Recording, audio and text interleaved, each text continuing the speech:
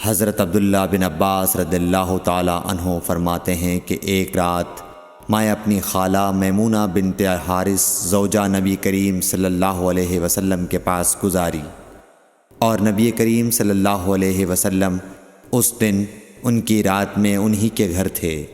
آپ صلی اللہ علیہ وسلم نے عشاء کی نماز مسجد میں پڑھی، پھر گھر تشریف لائے اور 4 رکعت نماز نفل پڑھ کر آپ سو گئے۔ پھر اٹھے اور فرمایا کہ ابھی تک یہ لڑکا سو رہا ہے یا اسی جیسا لفظ فرمایا۔